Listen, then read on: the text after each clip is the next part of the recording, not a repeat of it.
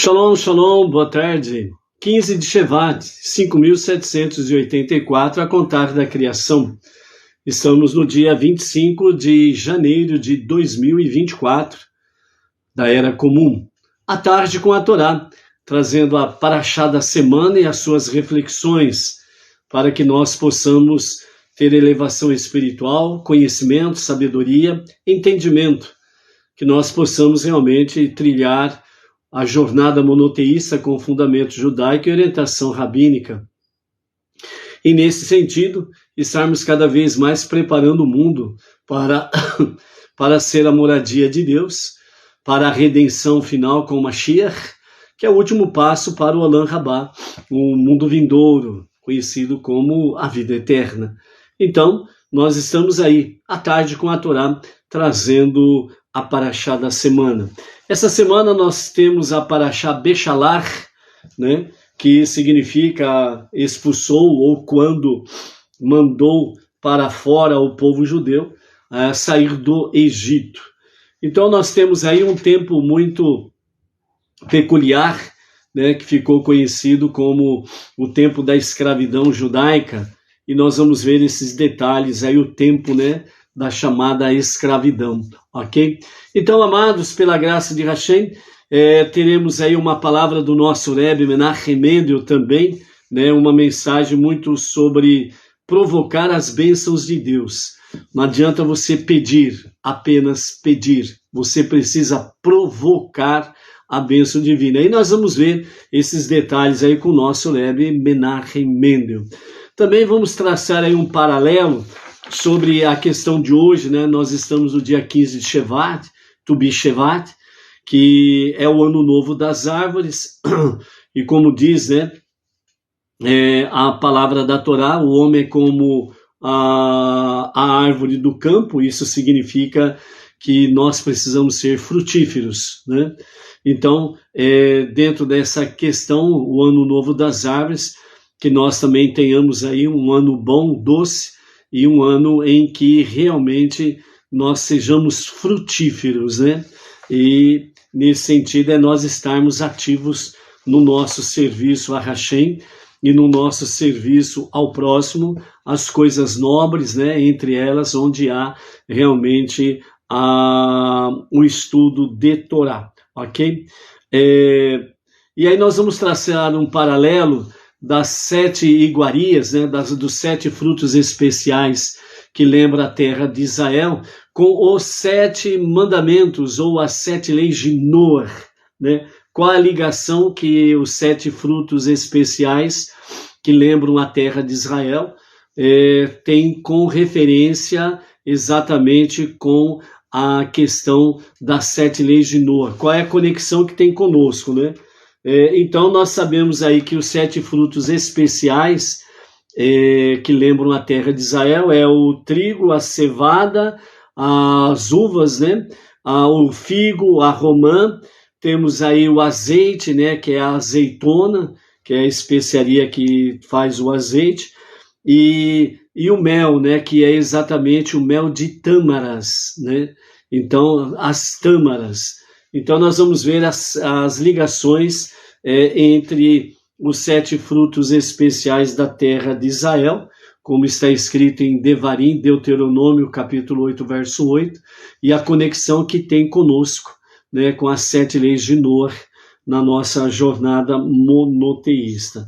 Hoje temos aí, né, vamos comentar sobre a passagem do Mar de Juncos, e o Mar de Juncos realmente tem, dentro do Talmud e da Mishnah, nós temos muitas mensagens aí, acontecimentos extraordinários, excepcionais, sobrenaturais, que trazem para nós as mensagens do aspecto, no sentido da abertura do Mar de Juncos, né? E tudo aquilo que aconteceu durante a travessia e o que aconteceu com o exército do faraó e com o próprio faraó, o Paró, ok? Então, amados, pela graça de Hashem, nós temos aí estas nossas questões diante de nós para podermos estar refletindo na tarde de hoje, ok? Na descrição do nosso shiur, nós temos aí o Pix da nossa Sinagoga Bnei Noach Regional Bauru, né, do nosso CNPJ, para aqueles que quiserem colaborar, fazer doações, ofertas, dízimos, né, doações, né, tem aí o nosso Pix. E também tem aí o link da plataforma Bnei Noach Brasil, onde há os estudos, né, diversos estudos pertinentes à Torá, às 7 leis de Noach, as bênçãos alimentícias, né, e profundos estudos dentro da visão do próprio Talmud e da própria Kabbalah, e com alguns trechos da Mishnah que o nosso Rav Yaakov Gerenstad traz nos estudos, né? Então, quem ainda não conhece a plataforma Bnei Noach Brasil, tem o link aí, você faz a sua inscrição lá. A princípio pede o seu número de celular, você cria uma senha, obviamente, sua, pessoal, e aí você vai bem no fim da página, e lá está cadastre-se. E aí você faz o seu cadastro, e depois disso daí tem uma outra entrada, onde você vai falar os seus dados pessoais, e já vai ter acesso aos primeiros vídeos sobre a criação, que traz aí estudos maravilhosos com o nosso Rav Yaakov Gerenstad, ok? Baruch Hashem. Então hoje, amados, nós estamos aí no dia Tu B'Shevat, né, que é o dia 15 do mês de Shevat, que é o ano novo das árvores. E dentro desse aspecto, a Torá fala que o homem ele é como a árvore do campo. Obviamente está falando de árvore frutífera, né? Então o homem precisa ser uma árvore frutífera dentro do aspecto da sua jornada monoteísta, ok?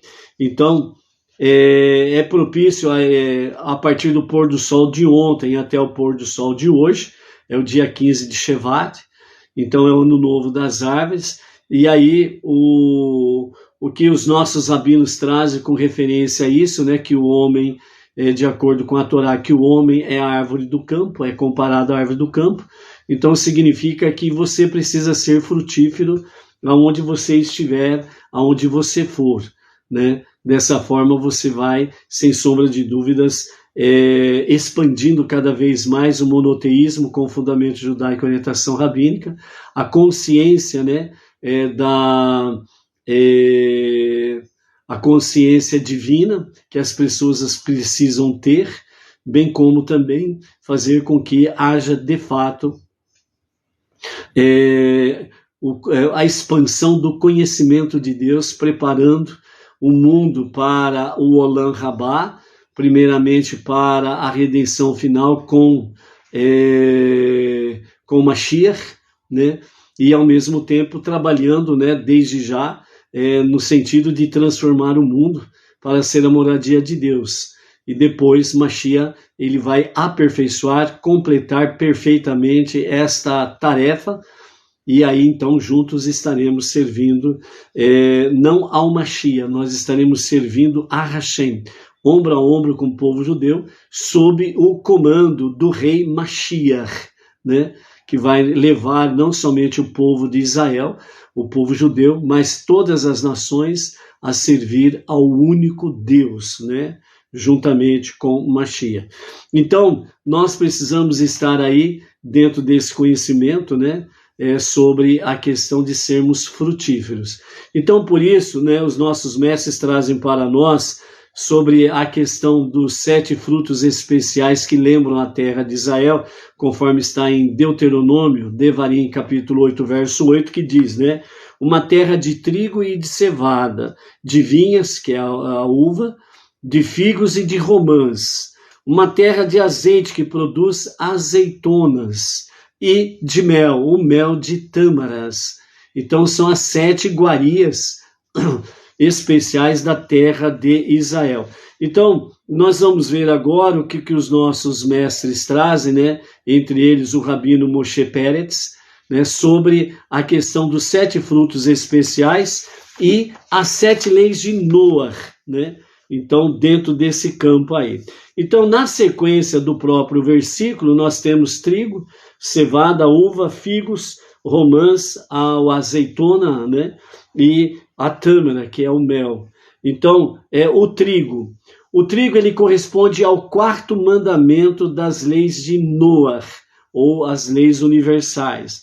Então, o trigo, ele corresponde ao quarto mandamento de Noé, que é exatamente honrar a unidade familiar, o poder divino e a bondade amorosa, o trabalho espiritual, a alma divina precisa aumentar em generosidade e inovação. Então, o trigo, ele traz esta mensagem, o poder divino e a bondade amorosa, né? O trabalho espiritual, que está conectado com a nossa alma divina, que precisa aumentar as suas ações em generosidade e inovação. Então, é o trigo correspondendo ao quarto mandamento da lei de Noé, ok? A cevada corresponde ao terceiro mandamento de Noé, honrar a vida, ou seja, não assassinar, ok? O quarto mandamento, que é exatamente honrar a unidade familiar, ela está conectado com as questões das proibições, né, incestuosas e as proibições do sexo proibido, ok? Então, não adulterarás. Então, é manter a unidade familiar. O segundo, que é a cevada, que tem conexão com o terceiro mandamento de Noé, que é honrar a vida, é não assassinar. Então, o poder divino é a força. E o trabalho espiritual, a alma animal precisa submeter-se à vontade divina, né? Então, dentro desse aspecto, está bem conectado com a questão de não assassinar, respeitar a vida, honrar a vida. E nesse sentido, o poder divino é força, porque você precisa ter força para não assassinar ninguém. Mas eu não vou assassinar ninguém.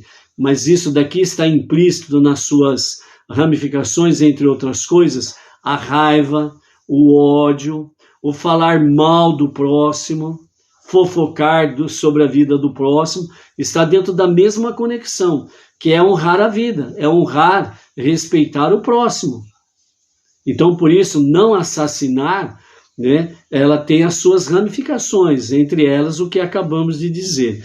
E o trabalho espiritual nessa questão da cevada, que corresponde ao terceiro mandamento de Noé, é a alma animal que precisa submeter-se à vontade divina.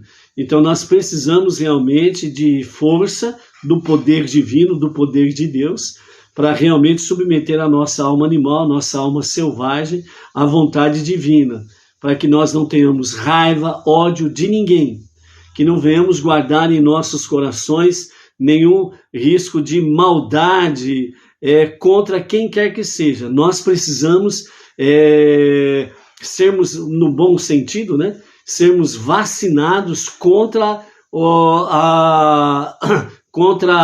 a picadinha do mal, que é a picadinha do mal, que aqui no caso específico é exatamente o quê? O ódio, a raiva para com o próximo, né? Então, não estarmos limitados, sem sombra de dúvidas, a vontade da alma animal, que a vontade da alma animal é pegar o fulano pelo pescoço e destroçar o pescoço dele. Esse é o desejo da alma animal, mas ela tem que ser submetida à vontade divina, né? A vontade divina do nosso soberano dos mundos, que fortalece a nossa alma divina para que realmente a alma animal não domine, né, a raiva, o ódio, a bronca contra o nosso próximo, porque é o princípio para violar o terceiro mandamento de Noé, né, que é não assassinar, que é honrar a vida, ok? Então, nós precisamos ter essa conexão aqui. Ainda assim, continua, né, o nosso rabino aqui, Moshe Peretz, né, do movimento de Noé, né, que tem conexão com internacional, né, Austrália, se não me falha a memória, bem como também em Jerusalém, que traz para nós a terceiro aspecto das 7 frutas especiais, que é a questão das uvas. Então, as uvas, elas correspondem ao 5º mandamento de Noé, que é honrar a propriedade alheia, respeitar a propriedade alheia, né? E o poder divino é a beleza, certo? O trabalho espiritual para cumprir esse mandamento, esse 5º mandamento, honrar a propriedade alheia, é aumentar a alegria e o equilíbrio no serviço a Hashem. Cada vez mais nós temos a alegria de servir a Hashem, cada vez mais a alegria de nós podermos estar no monoteísmo com fundamento judaico e orientação rabínica. Isso fortalece o nosso trabalho espiritual, dá-nos mais autoridade espiritual sobre a alma selvagem, a alma animal, e assim nós vamos seguindo em frente na nossa jornada, né? Então, honrar a propriedade alheia. Tem as suas ramificações, mas um exemplo bem simples, né? Você trabalha no escritório, por exemplo, né? E você simplesmente no fim do expediente fala assim, bom, tem muito clipes aqui no escritório, né? Eu vou pegar um pouco de clipes, uma meia dúzia aqui, para eu fazer um serviço em casa lá e eu preciso de clipes. E você pega essa meia dúzia de clipes e leva embora, por exemplo, né?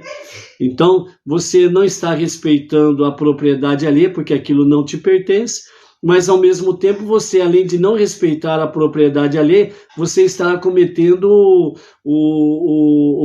a violação, né, de outro mandamento, que é não roubar, entendeu? Que está dentro desse aspecto. Então, por isso nós temos que tomar cuidado mesmo nos mínimos detalhes, ou muitas vezes na simplicidade de ações, é onde que nós precisamos tomar cuidado aí. O figo, ele corresponde ao 1º mandamento de Noé, ter fé em Hashem. O poder divino é vitória. E o trabalho espiritual é refinar as vestimentas da nossa alma, do nosso pensamento, da nossa fala e das nossas emoções, né? Então, há alguns sábios, né, e rabinos que defendem que a famosa fruta a fruta do pecado lá no Jardim do Éden, alguns dizem que foi o figo e não a maçã, por exemplo, né, como muitos falam por aí, a maçã. Então alguns defendem que o figo foi o fruto, né, lá do problema do Jardim do Éden, lá que a Eva comeu e acabou dando para Adão também, né?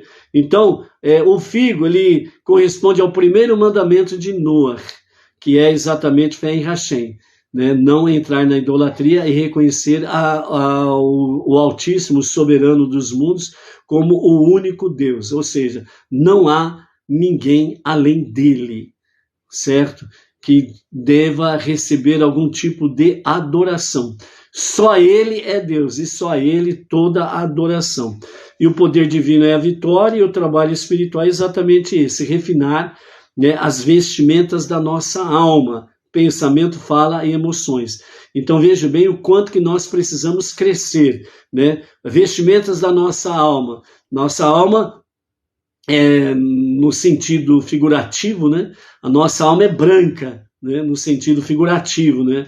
Uma expressão que todo mundo conhece, a cor branca é a cor da pureza, né? Daquilo que é limpo, daquilo que é transparente, daquilo que é confiável, etc. e tal. Então a nossa alma precisa ter essa vestimenta, por isso que precisamos fortalecer a nossa alma divina cada vez mais.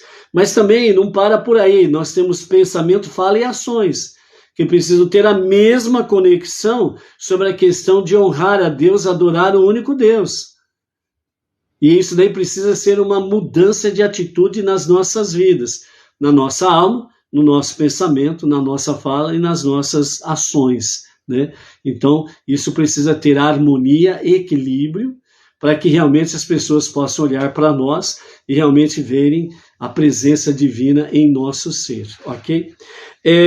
A Romã, ela corresponde ao 2º mandamento de Noé, que é honrar a Hashem, quer dizer, não blasfemar contra Hashem. O poder divino é o esplendor e o trabalho espiritual é cumprir os mandamentos da Torá, né? Segundo aquilo que está pertinente aos Benei Noach, ok? Então é a questão da Romã. dentro do campo judaico, a romã, segundo alguns sábios, fala que a romã, né, que tem aquelas múltiplas sementes internas, né, onde saboreamos a romã, falam que há 613 sementes ali da romã, que representa exatamente os mandamentos específicos para o povo judeu, ok? Mas dentro desse mesmo aspecto, né, como a romã está conectada com o segundo mandamento de Noa, que é não blasfemar contra Deus, que é honrar a Hashem, né? Então, nesse sentido, nós temos e sabemos que junto com os chamados 10 mandamentos, a Aseret Hadibrot, que foi entregue no Monte Sinai, estão inclusos as 7 leis de Noa, né? E junto com a Torá, aquilo que é pertinente, segundo a orientação rabínica, né, que podemos cumprir alguns mandamentos a mais, além das 7 leis de Noa, né, precisa estar dentro desse aspecto aqui, né? Realmente cumprir e podermos realmente contemplar o esplendor divino através de cada obediência, de cada mitzvah que nós o fazemos, ok? Então, agora nós temos a questão da azeitona, que ela corresponde ao 6º mandamento de Noa, respeitar os animais e a natureza. Então, não comer um membro de um animal vivo tem dentro das suas ramificações a própria natureza, né? Então, por isso que nós precisamos saber realmente valorizar a própria natureza, né? Não somente respeitar os animais, mas também respeitar a própria natureza. Por isso, entre outras coisas, né, um exemplo simples, por isso que nós não podemos, em hipótese nenhuma, cortar uma árvore frutífera, a não ser que realmente esteja correndo risco de cair, né, sobre a casa, sobre propriedade ou própria ou alheia, que tem o perigo de cair sobre alguém, etc. e tal, né? Então nós precisamos muito termos o cuidado no sentido de cortar árvores frutíferas, né? Precisa tomar cuidado com isso, que também faz parte de respeitar a natureza. E a árvore frutífera, né, na sua integridade, ela não deve ser cortada. Por quê? Porque ela serve para alimentar pessoas e animais, né? E assim como nós precisamos ser frutíferos, nós estamos aí para podermos realmente alimentar espiritualmente as pessoas na nossa ação diária. E finalmente chegamos à tâmara, que corresponde ao mel de tâmaras, e corresponde ao 7º mandamento de Noa, que é estabelecer tribunais e fazer justiça. O poder divino é a realeza e o trabalho espiritual é aceitar que a revelação messiânica vem depois de uma vida de trabalho espiritual longo e persistente, né? Não é à toa que o 7º mandamento, aqui, né, os rabinos trazem esse paralelo com a questão de estabelecer tribunais e fazer justiça, né, mel de tâmaras, né, porque o mel é um trabalho longo e persistente, é um trabalho de paciência, né? As abelhas, elas vão realmente buscar o pólen, né, nas flores, trazem para a colmeia, vão e voltam num trabalho constante e longo, né? E depois desse trabalho persistente, ele vem produzir o mel, né? Então é um trabalho longo e persistente. Então, por isso, nós precisamos fazer com que realmente as nossas ações dentro de fazer justiça, né, seja um trabalho constante, persistente e um trabalho longo, porque nós já temos a visão de que no final das contas a revelação do justo Mashiach trará a redenção final, e aqueles que estiverem vivenciando, os não-judeus, as 7 leis de Noa, estarão realmente tendo parte com o Mashiach na redenção final, que é o último passo para o Olam Rabá, o mundo vindouro, conhecido popularmente como a vida eterna, ok? Então, estas 7 espécies têm essas 7 conexões com os mandamentos de Noa, que tem conexão com as 7 emoções da nossa alma, né? E elas têm conexão com a Sefirot, né, as 10 emanações de Deus, e dentro das 10 emanações de Deus, 7 corresponde exatamente às características da nossa alma, que precisam ser refinadas constantemente, para que nós possamos servir a Hashem cada dia melhor na nossa jornada monoteísta, com fundamento judaico e orientação rabínica. Baruch Hashem. Ok? Então, esta é a realidade dos fatos aqui. Ok? Temos aí a Maria do Socorro, Salles de Brasília, a Miriam Oliveira Vidal, Serra do Mel, Rio Grande do Norte, a Maristela Marcel Correia, o esposo Ronaldo, da cidade Raul Soares, Minas Gerais, a Mira Costa da Costa, a Mira Costa da Costa, eu acho que é de Brasília também, se não me engano, hein? Brasília ou Belém do Pará? Onde será? A Maria Soares, né? De Campinas, interior de São Paulo, o Júlio Silva, não lembro de onde que o Júlio Silva é, a Roseli Carvalho, Santa Catarina, a cidade, sempre esqueço o nome da cidade, a Vani Ivonete, né, de Recife, Pernambuco, o Antônio Márcio Braga Silva, né, o emissário de Pádua, Rio de Janeiro, um brilhante emissário que tem feito trabalhos maravilhosos. A Vânia Branco, né, emissária ali em Ipatinga, Minas Gerais, a Ângela Rodrigues, o esposo Arlan, né, da cidade de Pacatuba, no Ceará, Baruch Hashem, né, Ângela, gratidão aí pelas suas tzedakah, que tem chegado sempre em momentos propícios, né, Baruch Hashem, que o Eterno multiplique em bênçãos aí na vida sua, do marido, dos filhos, em grandes bênçãos aí.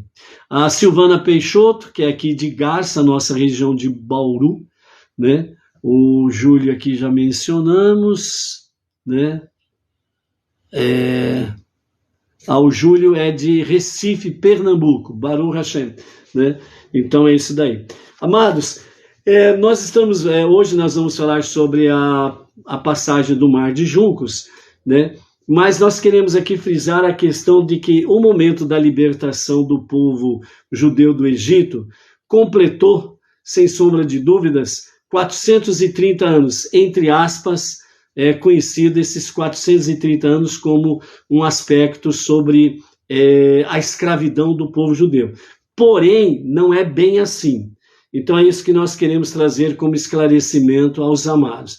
Então vamos ver o que de fato corresponde ao que fala sobre a questão dos 430 anos, né, do povo judeu, certo? Então, primeiramente, iniciando essa jornada de 430 anos.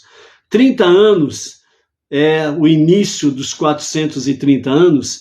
30 anos corresponde à aliança que Deus fez com Abraham, lá em Bereshit, em Gênesis capítulo 15, a aliança das partes, onde os animais foram divididos ao meio, para Abraham passar ao meio. Então ficou conhecido como aliança das partes.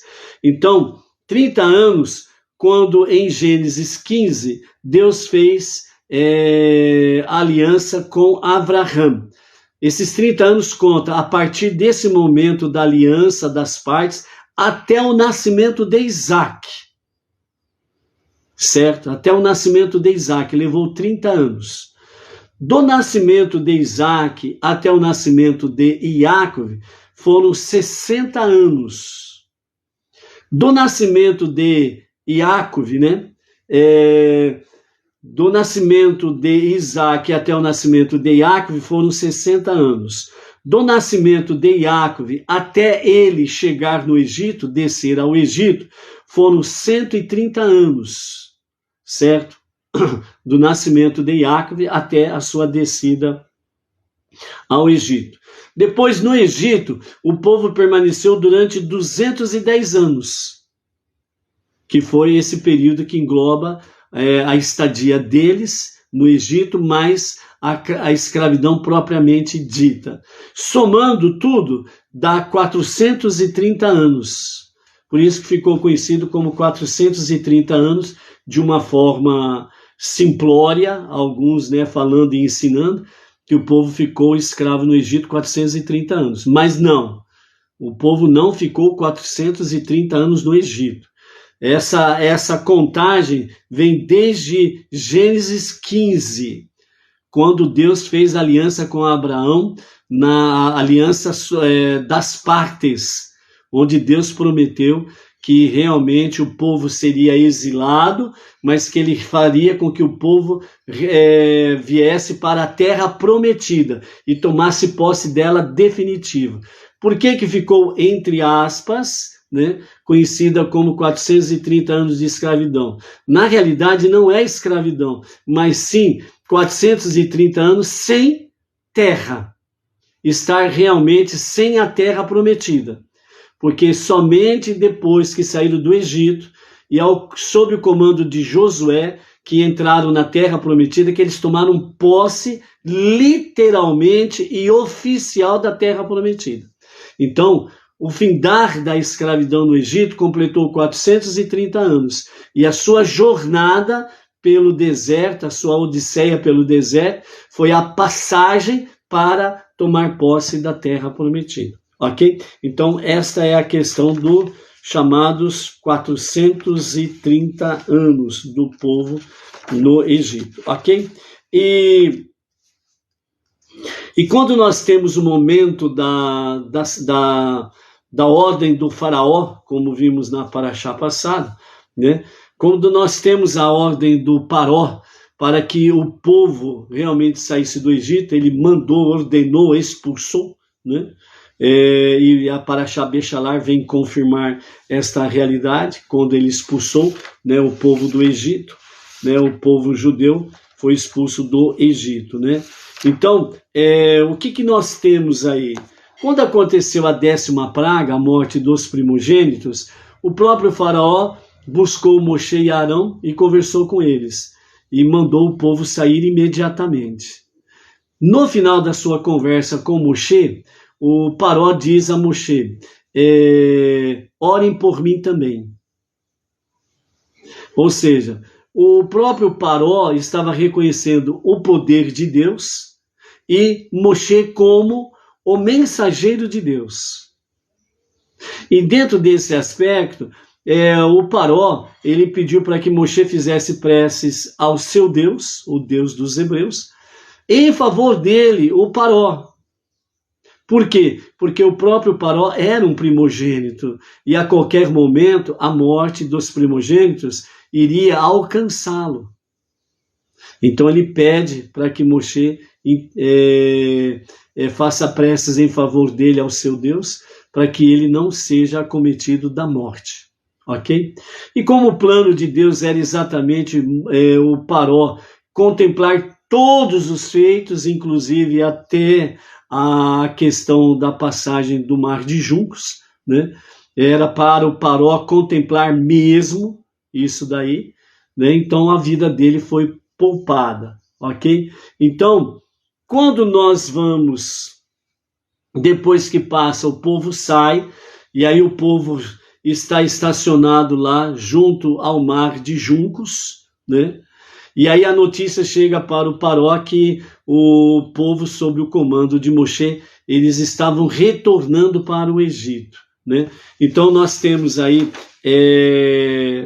o povo com o comando de Moshe já tinha saído do Egito, já tinha se estabelecido em Sucote, que era próximo ao Mar de Juncos, e já tinha ido para Pitom. Mas aí Deus faz com que eles voltem exatamente junto ao Mar de Juncos, para que o Paró e todo o exército e todo o povo egípcio contemple a glória de Deus, a glória de Hashem. Então, quando eles retornam junto ao Mar de Juncos, então realmente a notícia chega para o Paró e diz que o povo está perdido e que estava retornando para o Egito. Então aí a ordem do faraó é para que realmente todo o povo e todo o exército se reunisse para que ele saísse em perseguição ao povo judeu e viesse realmente exterminá-lo. Então, no próprio capítulo 14, no verso 6, diz que no dia 19 de Nissan, né, o próprio faraó, ele atrelou o seu carro, convenceu o povo a ir com ele, e de fato, todo o povo que podia caminhar, seguir o faraó, né, foram separados 600 carros de combate com os seus cavalos, para poder exterminar o povo judeu. Então, aqui nós temos o quê? O Paró, ele prepara o seu próprio carro de guerra para ir à frente do seu exército, do povo que iria segui-lo, para matar e exterminar o povo judeu. Então nós temos aqui o quê? Poucos instantes antes, nós vemos o Paró pedindo para Moshe orar por ele, para que a morte dos primogênitos não o alcançasse. Então parecia que o Paró havia se arrependido e tivesse feito uma techuvá, né, um retorno a Deus para um verdadeiro e genuíno arrependimento. Mas quando nós chegamos no capítulo 14, verso 6, nós vemos aí que o próprio Paró preparou o carro dele, não mandou nem os escravos, nem soldados, nem empregados, nem ninguém preparar o carro de combate dele. Ele mesmo foi e preparou. Ele mostrou publicamente para o seu exército e para o povo que ele estava determinado a pôr um fim na causa chamada judaica. E depois disso daí, através dos milênios, nós temos visto, né, muitos se assemelharem ao faraó com as suas intenções. Vamos colocar um ponto final na questão judaica. E todos caem por terra. E mesmo na atualidade, todos aqueles que se levantam contra o povo judeu também têm o seu momento de cair por terra, cair nos seus abismos. Porque o terreno contra o povo judeu, para os inimigos do povo judeu, é um terreno pantanoso e escorregadio, que o conduz realmente aos abismos, entendeu?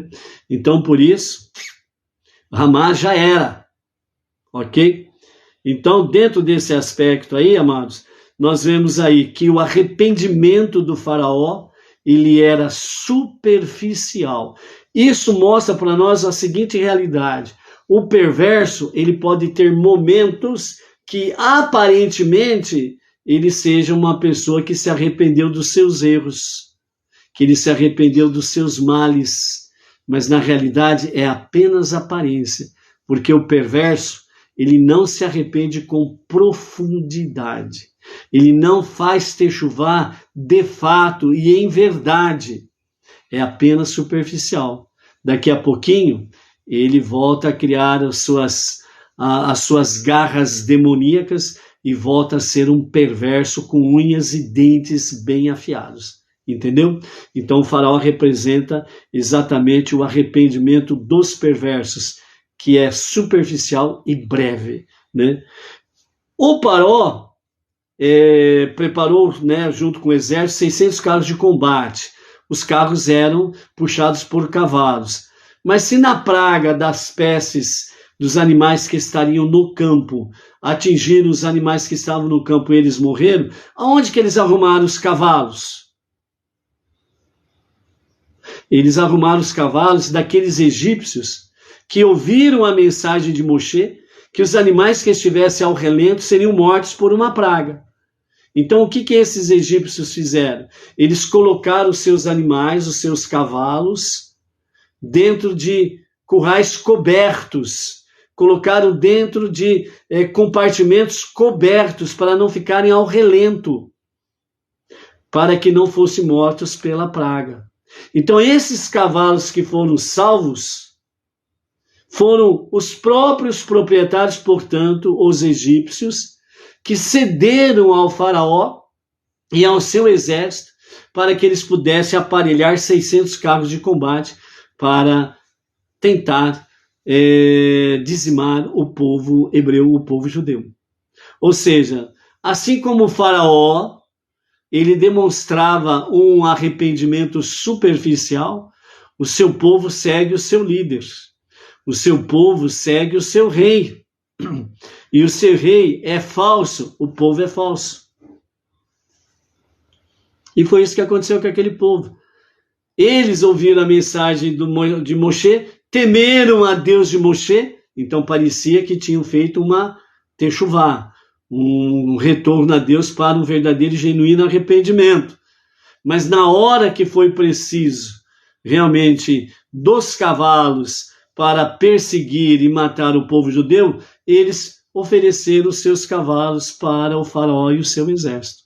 Então nós vemos aí que a liderança é um caso sério. Então quando você escuta, né, a seguinte expressão de pessoas, entre aspas, religiosas: eu vou em tal lugar só para ouvir a palavra de Deus. O que o fulano, o que o pregador, o líder, e seja o que for, né, o que ele faz é problema dele, não estou nem aí, eu só vou lá para ouvir a palavra de Deus. Então a pessoa se torna falsa igual o seu líder. O líder é falso, ele não é transparente, ele é mentiroso, ele é um pecador contumaz, violando os mandamentos divinos. E aí as pessoas que seguem um líder dentro desse naipe, certo? Então ele se torna falso igual ao seu líder. Então é por isso que nós precisamos, sim, saber de quem nós aprendemos. Nós precisamos entender essa realidade e não agir com uma fé simplória que acaba enganando e você acaba caindo no mesmo erro das lideranças enganosas, das más lideranças, né, dentro do mesmo pecado e as consequências que vêm através dele, ok? Então vejam bem, no momento adequado, o faraó reuniu em torno dele todas as pessoas que tinham o mesmo ódio contra o povo judeu. Então nem a aparente arrependimento do faraó e nem a aparência do arrependimento do povo egípcio, né, que realmente guardou seus animais debaixo de coberturas, né, e depois eles procuraram incentivar o povo judeu a sair apressadamente da terra do Egito, deram ouro, prata, pedras preciosas, roupas e tecidos caríssimos, etc, etc, etc, né? Eles estavam agora juntos com o faraó, com seus carros de guerra, 600 carros de guerra, que estavam nos carros de guerra atrelados para uma batalha. Já na visão do faraó e do exército do povo, já a vitória era certa, porque os 600 carros estavam ornamentados com ouro, pedras preciosas, com prata, né, para perseguir o povo judeu. Então eles foram com muito luxo, na certeza de uma vitória que não viria, né? Mas todos eles estavam imbuídos realmente do mesmo ódio. Ou seja, uma pessoa má, ela se ajunta com uma pessoa má. Uma pessoa boa se junta com uma pessoa boa. Você nunca irá juntar-se com uma pessoa que é o oposto de você.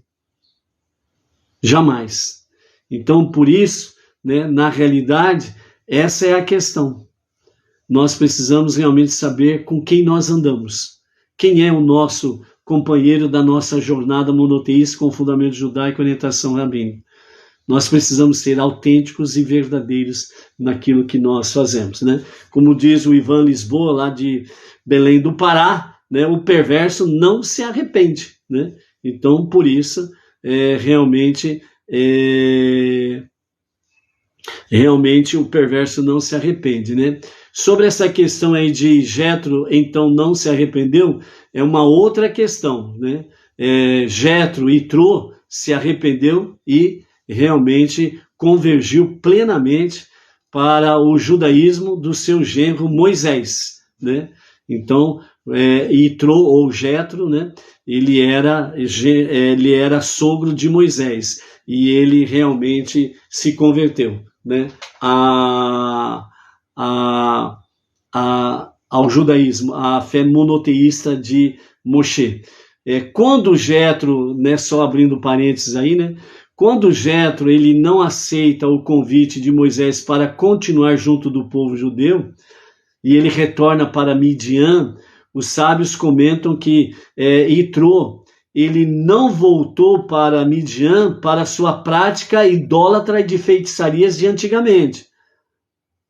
Ele voltou para Midian para poder corrigir o erro que ele fez, de levar as pessoas à idolatria e à feitiçaria.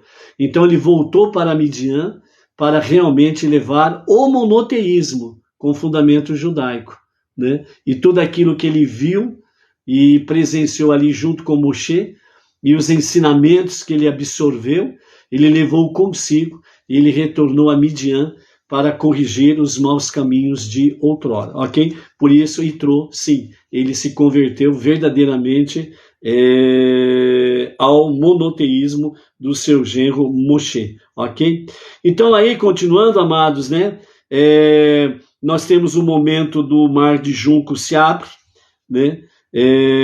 Os egípcios, todos os cavalos dos carros do faraó, seus cavaleiros e seu exército perseguiram-nos e alcançaram-nos ao anoitecer no dia 20 de Nissan, enquanto estavam acampados perto do Mar de Juncos, junto a Pi-Hahirote, né, diante de Baal-de-Sefon. Né? Baal-de-Sefon foi o último ídolo que sobrou na terra do Egito. E Deus deixou exatamente esse último ídolo ali, próximo ao Mar de Juncos, né, o Baal-de-Sefon, justamente para ludibriar o próprio faraó, o seu exército e o povo, onde eles depositaram a sua confiança neste ídolo, Baal-de-Sefon, que foi o único que sobreviveu. Então o Paró e os seus acharam que esse era o único Deus que realmente faria a diferença contra o Deus de Moshe. E eles foram com esse afinco, com essa confiança no ídolo, Baal-de-Sefon. Certo? Então, quando eles chegaram ali, né, a Torá fala que realmente criou-se uma barreira entre o exército do faraó e o povo judeu. E então foi o momento em que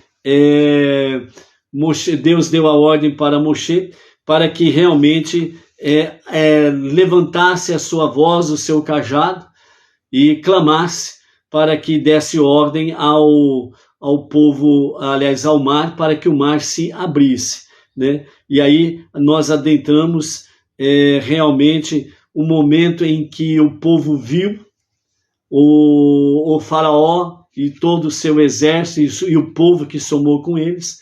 Eles também viram o anjo do Egito, que veio junto com o faraó para ajudar o faraó. E quando eles têm essas duas visões, o anjo do Egito e mais todo o exército do Paró, então realmente o povo temeu, o povo teve medo, né? E aí realmente eles clamaram a Moshe, deram uma murmurada com Moshe, e aí então Moshe diz para ele: não temais, permanecei firmes e testemunhar a salvação que Deus realizará para vós hoje. Porque os egípcios que vistes hoje não vereis nunca mais. Deus levantará por vós e vós vos calareis. É o finzinho do capítulo 14, que é o verso 13 e 14. E aí nós vamos entrar no capítulo 15 agora, que vamos à abertura do mar, ok? Então, nesse momento, Moshe, ele está fazendo preces a Deus. E ao fazer preces a Deus, o que acontece? Acontece que Deus responde para Moshe, né? O capítulo 15, verso 1 em diante, né? Porque clamas a mim? Fala aos israelitas e que sigam viagem. Mas como seguir viagem se o mar está diante deles? Mas Deus fez a promessa que os conduziria à terra prometida. E agora que Deus está dizendo para Moshe, por que estás a clamar a mim? Diga ao povo para marchar, seguir em frente. É para continuar a viagem.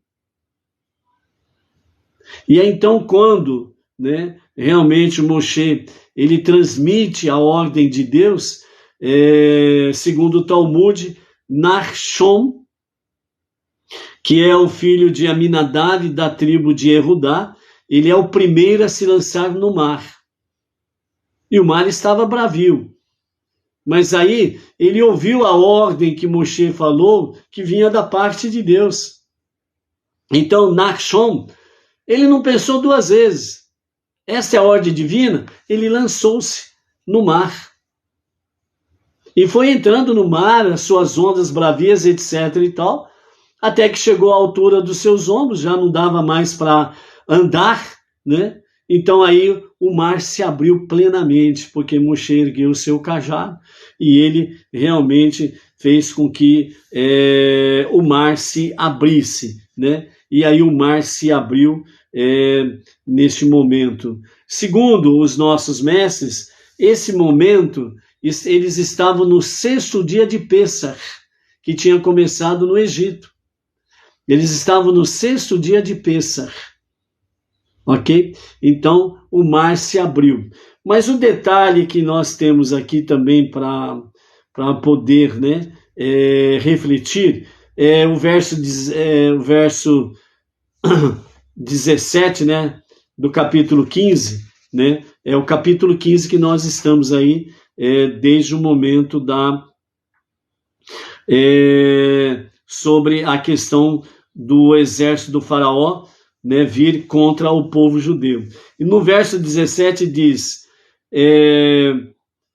Deus falou, né, no verso 16 para Moshe, né, ergue o teu cajado, levanta teu braço sobre o mar e abre-o, e os israelitas entrarão no meio do mar por terra seca. Verso 17, quanto a mim, tomarei os egípcios obstinados, né, tornarei obstinados, né, que significa que o faraó e todo o seu exército, seus carros e cavaleiros, eles continuarão com um ódio contra o povo judeu, e eles adentrarão no mar que vocês passaram a seco, eles adentrarão no mar com esse ódio, guiando a vida deles. Então, o ódio, diante de todos aqueles acontecimentos, você poderia dizer assim, mas espera aí, a partir do momento que o faraó e todo o exército e todo o povo que estava com ele viu os acontecimentos ali, as 10 pragas, agora o mar se abrindo e o povo passando a seco, é muita burrice querer entrar no mar atrás do povo judeu. Vai acontecer alguma coisa aí, eles não vão alcançar. Pela lógica, seria fácil chegar a essa conclusão. Mas o problema não é este. O problema chama-se ódio, raiva. Por que o problema é esse? Porque o ódio, ele cega as pessoas. O ódio faz com que as pessoas tornem-se ignorantes, tolas, ou no sentido simplório da palavra, tornam-se burras. Não conseguem discernir da sua mão direita e a sua mão esquerda. O ódio cega. Por isso que quando as pessoas agem com ódio, com raiva, só comete tolices. E é o momento de engolir a raiva, o ódio, e fazer com que a alma divina domine a alma animal, para que nós possamos enxergar a realidade dos fatos e tirar uma conclusão com sabedoria. Então, o ódio que o faraó, seu exército, o povo que estava com ele, fez com que eles ficassem cegos de ódio, e adentrassem ao mar de juncos, ok? Então, quando eles adentraram ao mar de junco, o povo estava já praticamente saindo do outro lado, né? Para onde convergia a abertura do mar. E aí, quando o exército do faraó adentra no mar, em terreno seco, então o que acontece aí? Então, as nuvens, elas fazem com que o terreno fique umedecido. e aí então automaticamente a terra ela torna-se uma lama. E ao tornar-se uma lama, carros, cavalos e as pessoas tornam-se atoladas, ficam atoladas no meio da lama. A coluna de fogo, que estava permanentemente junto com o povo judeu no período noturno, a coluna de fogo fez com que, de fato, aquela lama tornasse-se semelhante a que nem uma lava de vulcão, quente, incandescente. E isso fez com que realmente as patas do cavalo se derretessem, as rodas derretessem, certo? E aí Deus fez com que Moshe de novo levantasse o seu cajado, e aí o mar se fechou. Então, quando o mar se fecha, então aí realmente vem o afogamento do exército do faraó, com o faraó e aqueles que estavam com eles. Mas aí nós temos um outro detalhe junto a esta questão, né? Então fala que, nesse sentido, houve um processo para com o faraó e o seu exército e o povo que estava com ele. Era o afogamento que aconteceu em 3 níveis. Um nível de chumbo, um nível de pedra e um nível de pluma. Ou seja, o nível chumbo, segundo o Talmud e o Midrash, fala para nós que aqueles egípcios que eram menos perversos, eles afundaram que nem chumbo. Ou seja, a morte deles foi praticamente quase que instantânea, porque eles eram menos perversos que os demais.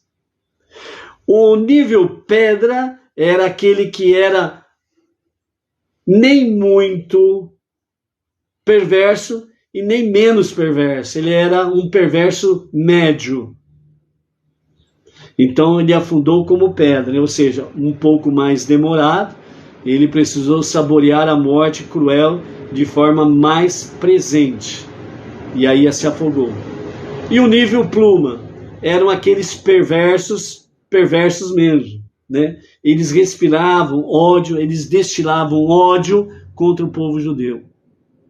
O ódio deles era tanto, que eles não amaram a própria vida.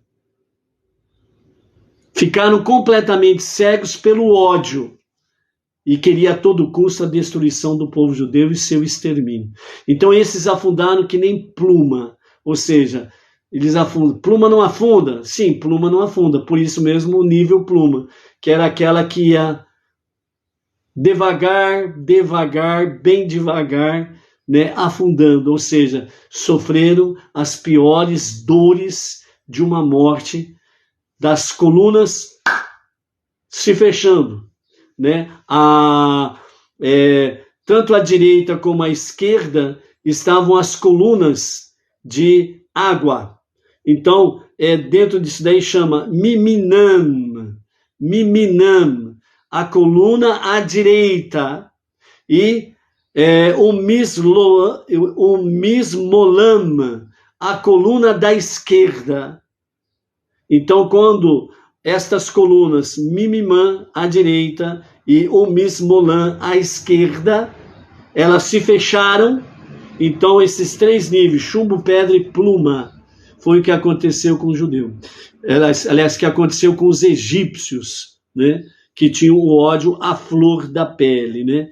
Então, nessa forma, os egípcios, né, quando viram realmente os cavalos e os carros atolados e o chão pegando fogo como se fosse lavas, então eles gritaram: fujamos, né, de Israel, pois Deus está lutando por eles contra o Egito, né, que está no versículo 25 do capítulo 14, né? Então fujamos, porque de fato o Deus de Israel, pois Deus está lutando por eles contra o Egito. Mas aí já era tarde demais. porque o ódio tinha tomado conta plenamente deles. E dessa forma, então, as águas que estavam separadas, elas se juntaram, né? E ao se juntarem, de acordo com o nível chumbo, pedra e pluma, né, o que aconteceu? Aconteceu que as ondas jogavam, né, os cavaleiros, os homens, né, todos eles, de um lado para o outro, que nem um chicote, o efeito das ondas. Isso fez com que todos os membros deles se desconjuntassem, grandes dores, etc. e tal, certo? Os cavaleiros, eles ficaram colados nas selas dos cavalos. Eles não conseguiam descer dos cavalos, segundo diz o Talmud e o Midrash, ok? Então, a morte deles foi segundo o ódio do coração deles, que permeou todo o curso das suas vidas. Então, a morte foi de acordo com isso. Chumbo, pedra e pluma não foram fáceis aí. O Salmo 136, lá no verso 13, fala que o mar fendeu-se em 12 caminhos, um para cada tribo de Israel. Então, quando o mar se abriu, certo? 12 túneis, além das paredes, né? O Miminan à direita e o Mismolam à esquerda, além das duas grandes paredes de águas do mar, ficou à direita e à esquerda. Mesmo assim, ainda, na passagem, apareceram 12 túneis, onde esses 12 túneis era exatamente cada tribo adentrando por uma delas. Cada tribo adentrou por um dos canais. Eram 12 canais, está em Salmo 136, verso 13, 12 caminhos, 12 canais, 12 túneis. Então as 12 tribos entraram por cada uma delas. A mistura de povos que saiu com eles do Egito, elas não tiveram um túnel específico para elas. Elas andaram a terra normalmente e saíram do outro lado junto com o povo. Caminharam juntos e saíram junto com o povo lá. Mas os 12 túneis foram especificamente para as 12 tribos de Israel. E eles saíram do outro lado nesse sentido aí, ok? Então, fujamos de Israel, pois Deus estava lutando por eles contra o Egito. Imagine, quando foi liberada as colunas para que o faraó e o seu exército entrassem no espaço vazio do mar, eles viram os 12 túneis. E à medida que o povo ia atravessando, os túneis iam desaparecendo. E aí, em seguida, a nuvem, ela umedece todo o piso e a terra torna-se uma lama grudenta e todos eles acabam ficando atolados ali. Logo em seguida, a coluna de fogo faz com que a lama torne-se incandescente, semelhante à lava de um vulcão, semelhante, certo? Derretendo as rodas e as patas dos seus cavalos, ok? E aí, eles acabam perecendo ali junto ao mar, ok?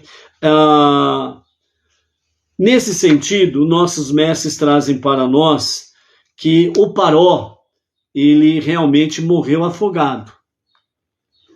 Mas, como ele fez um ato de reconhecimento que o Deus de Moisés, o Deus dos hebreus, era realmente o único Deus, então nesse momento de lucidez que o Paró teve lá atrás, e inclusive pediu para que orasse por ele, para que ele não morresse.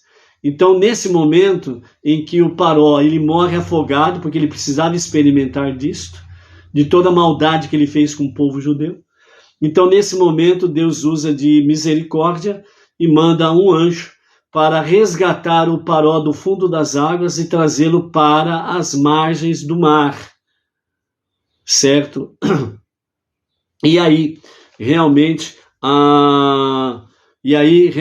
o Paró, ele sofre o processo de um salva-vidas, que quando pega um afogado faz o processo de ressurreição, e o Paró, ele é ressuscitado e ele não volta para o Egito. Ele vai embora para um lugar bem distante.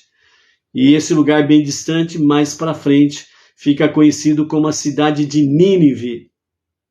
E ele se torna rei em Nínive. E quando o profeta Jonas chega lá em Nínive e fala realmente do castigo de Deus sobre os moradores de Nínive, então o rei de Nínive é o primeiro a vestir-se de saco, cobrir-se de cinzas, de fazer techuvá, um verdadeiro arrependimento, e convoca todo o povo de Nínive a realmente se vestir de saco e cobrir de cinza e arrepender-se dos seus pecados. E segundo os nossos mestres, fala que o rei de Nínive era o Paró, e ele sabia muito bem do poder de Deus, por isso ele foi o primeiro a realmente fazer arrependimento, techuvá, e convocou todo o povo para fazer o mesmo, né? Então, os nossos mestres trazem esse conhecimento para nós aí, ok? Então, assim, no verso 30 do capítulo 14, né? As águas voltaram e cobriram os carros, os cavaleiros e todo o exército do faraó, que tinha entrado no mar, né? Que tinha entrado no mar, e as muralhas, né, à direita e à esquerda, né, se fecharam sobre eles. Assim, nesse dia, Deus salvou Israel do Egito, né? Os caminhos através do mar eram semicirculares, de modo que o povo emergiu da água do mesmo lado do mar pelo qual tinha entrado, né? Então, vejam bem, a famosa travessia do mar de Juncos, não foi de um lado para o outro, foi a travessia. Eles entraram num ponto ali da praia e eles saíram do mesmo lado, só que mais ao norte, né? Então a figura fica aqui, ó. Vou ver se dá para mostrar para vocês aí, ok? Né? Ai, cadê aqui? Então é isso daqui, ó. Ô, Edna. Está ocupada lá. Então aqui nós temos, ó. Cadê? Você pode ajudar aqui? Mostrar uma figura aqui. Espera aí que a querida Edna chegou por aqui. O Miguel também chegou por aqui. Essa figura aqui. Traz perto aqui. Põe em pé. Vamos mostrar aqui.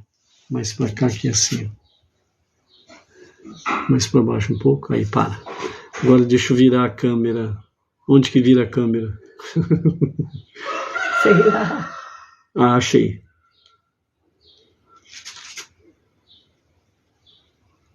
Agora vai. Aí. Aí, segura assim, fazendo um favor. Então, aqui, ó. Nós temos a entrada. Cadê? Oi. A entrada no Mar de Juncos. E mais ao norte foi onde eles saíram do Mar de Juncos. Não foi uma travessia daqui para lá, mas foi num semicírculo, a travessia chamada Travessia do Mar de Juncos. Então eles entraram aqui e saíram mais ao norte do mesmo lado da praia, ok? Então é isso daí que a Torá está trazendo para nós, ok? Então entrou aqui e saiu mais ao norte do Mar de Juncos, no mesmo lado do mesmo lado do mar, ok? Então essa é a verdade sobre a famosa travessia do Mar de Juncos. Obrigado, querida. Aí. Ok? Então, Israel viu os egípcios mortos à beira, né? Por que os egípcios... porque o povo judeu viu os mortos ali. Primeiramente, o povo começou, mesmo com a travessia, né, começou assim, mas será que eles não vão nos perseguir de novo? O faraó e o seu exército? Será que eles de fato morreram? Eles não viram nenhuma prova de mortos. Então Deus fez com que os corpos realmente viessem boiar e viessem para a praia. E ali então eles viram os corpos realmente do exército do faraó, ok? Então, aí eles tiveram a prova que de fato eles estavam mortos e cumpriu-se aquela palavra que Moshe falou lá atrás, né? Onde ele disse: os egípcios que vocês estão vendo hoje, não o vereis nunca mais, né? Capítulo 14, verso 13. Deus lutará por vós e vós vos calareis. E aí eles realmente se calam, porque a prova estava ali de que eles estavam mortos. E também Deus fez com que os carros, né, realmente, na sua grande parte dos 600 carros, eles viessem até a praia, para que realmente as joias, pedras preciosas, o ouro, a prata, né, que os instrumentos, né, que estavam todos eles conectados aos cavalos e os equipamentos, né, que estavam atrelados aos cavalos e aos carros de guerra, né, viessem para a praia para que eles pudessem pegar o ouro, as pedras preciosas, etc., e saíssem ainda com mais riqueza do Egito, plenamente falando aí, ok? Então, né, mais uma vez o povo duvidou, né, realmente do poder de Deus, e aí precisou mostrar para eles a prova dos egípcios mortos aí, ok? Então, esse é o sentido aí. Nesse aspecto aqui, nós temos dentro do versículo 31, no capítulo 14, que está dito: quando Israel viu o braço forte que Deus exercera contra os egípcios, o povo temeu a Deus, acreditou em Deus e em seu servo Moisés. Então nós temos aqui, dentro da Torá, no hebraico, nós temos Et Hayad Hagadolá. Et Hayad Hagadolá. Então, quando nós vemos aqui o braço forte, então literalmente está dizendo Et Hayad Hagadolá, que significa a mão grande de Hashem. A mão grande de Hashem. Então a destra de Hashem, a mão grande de Hashem, é que realmente exerceu o seu juízo sobre o povo egípcio. Então a mão grande de Hashem, significando isso. E depois o povo temeu a Deus e acreditou em Deus e em seu servo Moshe. Então a palavra servo de Moshe no hebraico é avidô. Avidô. E o sentido da palavra avidô no hebraico, ela serve tanto para servo, escravo, filtro e representante. Então aqui nós temos que o povo acreditou em Deus e em seu servo Moshe, certo? Ou seja, o povo acreditou no servo de Deus, ou no escravo de Deus, ou no filtro de Deus, ou no representante de Deus.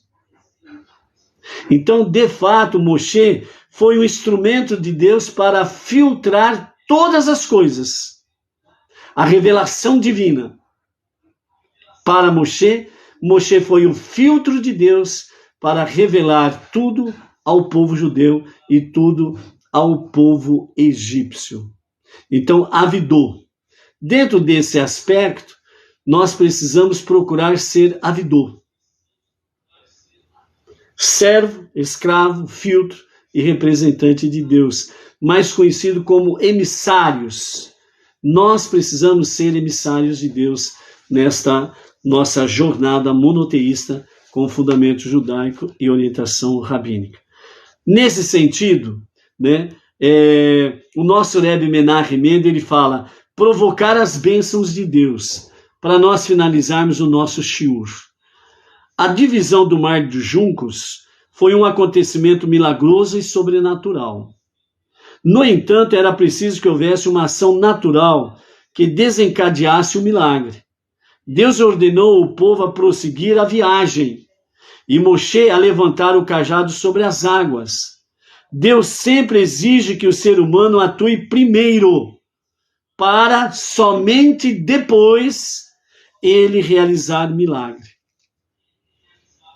Ou seja, o que o nosso Rebbe Menachem Mendes está trazendo para nós até aqui é que Deus só vai fazer um milagre na sua vida depois que você fazer o que você tem que fazer para acontecer o milagre. Se você ficar de braços cruzados, o milagre não vai acontecer.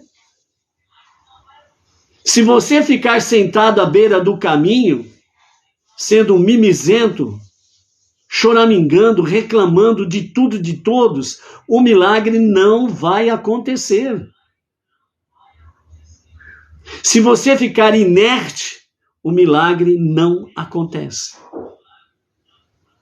Por isso, dentro do contexto da abertura do Mar de Juncos, a abertura do Mar de Juncos só aconteceu depois de 2 fatos. Primeiro, Moshe clamou a Deus. Deus disse a ele: por que clamas a mim? Diga ao povo para marchar, para continuar a viagem. Não é um momento de fazer preces, não é um momento de fazer orações. É um momento de agir.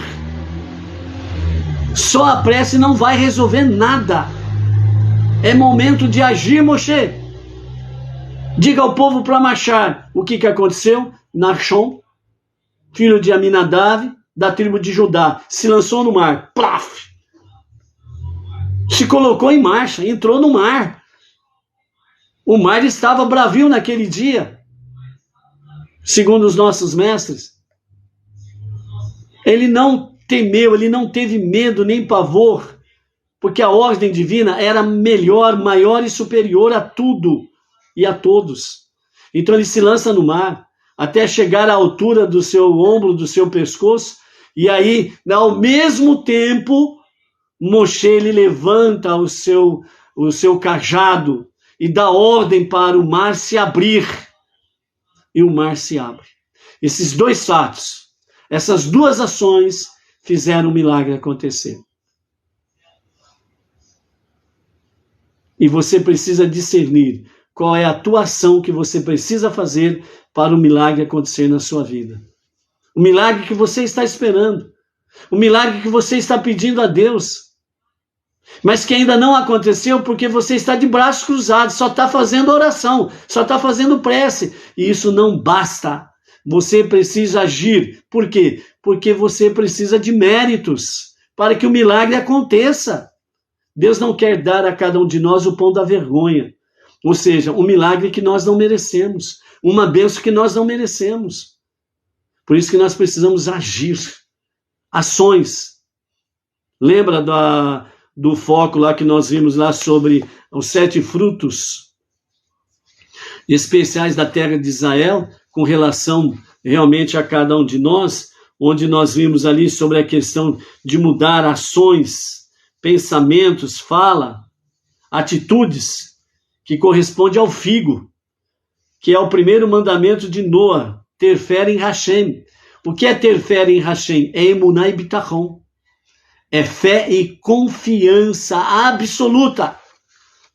Só que você tem que fazer a sua parte para que Deus possa operar o milagre. E nós precisamos agir desta forma, sem sombra de dúvidas. O Rebbe ainda continua. Isso porque os eventos que acontecem sem nosso envolvimento não nos afetam verdadeiramente. Sabe aquele negócio que você recebe algo que não merece? Você recebe de mão beijada? E as pessoas normalmente, aquilo que recebe de mão beijada, não dão o devido valor. Mas aquela pessoa que luta, trabalha, se esforça, ela labuta para conquistar aquilo que colocou diante de si como alvo, como objetivo, para ser alcançado. Ela se esforça, ela luta por aquilo, e quando conquista, ela dá um grande valor para aquilo. Mas quando se recebe de mão beijada, né? O pão da vergonha, as pessoas não valorizam como deveriam valorizar. Então, acabam se perdendo, ok? Então, apenas quando realizamos algum esforço é que apreciamos o milagre de Deus. O mesmo se aplica a todas as áreas das nossas vidas. Pedir a bênção de Deus não é o suficiente. Devemos também fazer algum esforço para que este possa servir como um canal para a bênção divina. Ok? Então, por isso, realmente, vamos nos esforçar Vamos realmente, pensamentos, fala, ações, realmente vamos fazer a nossa parte para que nós possamos contemplar os milagres de Deus em nossas vidas. Você quer ver milagres em sua vida? Faça isso. E você irá contemplar os milagres em suas vidas. Ok? Baruch Hashem por isso daí. Vamos aos avisos rapidamente, né? Para amanhã e para o próximo sábado, ok? Com a graça de Hashem, amanhã, a Edna e eu estaremos viajando para a cidade de Itaporanga, né? A pressão dela já se estabeleceu, então poderemos empreender viagem amanhã. Vamos para Itaporanga, ali na cidade onde temos, né, o líder local, Marco Aurélio, né, que ele e o grupo que está com ele estão pedindo realmente a nossa ajuda e ao mesmo tempo, né, a filiação à nossa sinagoga Beninoa regional Bauru, né, que seja o princípio de muitos outros grupos, né, pedindo o auxílio, orientação e também somando conosco, né, na nossa jornada monoteísta como sinagoga Beninoa regional Bauru, ok? E dessa forma nós estaremos aí cada vez mais expandindo, né, o monoteísmo com fundamento judaico e orientação rabínica. Então amanhã, com a graça de Hashem, a partir das 20 horas e 15 minutos, da cidade de Itaporanga, nós estaremos transmitindo a celebração do Shabat. E o nosso querido emissário Emerson Felipe da Silva, aqui na Sinagoga Beninoa regional Bauru, estará transmitindo pelo seu canal do Facebook, né? Estará transmitindo a celebração do Shabat aqui da Sinagoga Beninoa regional Bauru. Então, nós teremos 2 eventos ao mesmo tempo acontecendo. Opção você tem, é só escolher, ok? No sábado, nós teremos atividades lá em Itaporanga, né? E a nossa live de sábado, né, o nosso shiur no sábado, onde estaremos falando sobre o cântico junto ao mar, né, o cântico de Moisés, o cântico do mar de juncos. Nós estaremos comentando este cântico no sábado e nós estaremos junto com o Marco Aurélio, o líder local de Itaporanga, e estaremos juntos aí na tarde com a Torá, ok?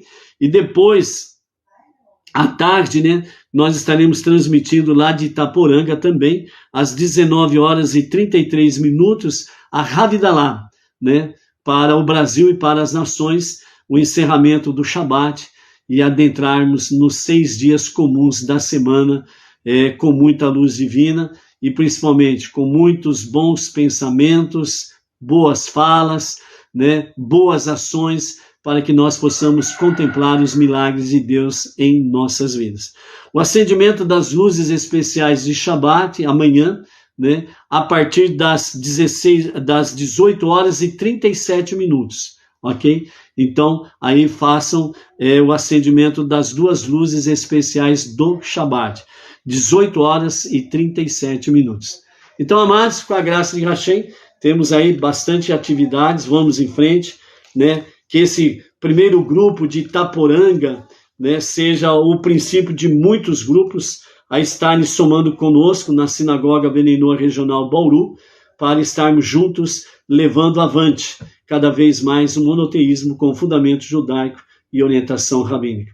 Com a graça de Hashem, até amanhã, lá da cidade de Itaporanga, interior de São Paulo, estando aí na nossa celebração do Shabat. Shalom, shalom, até lá.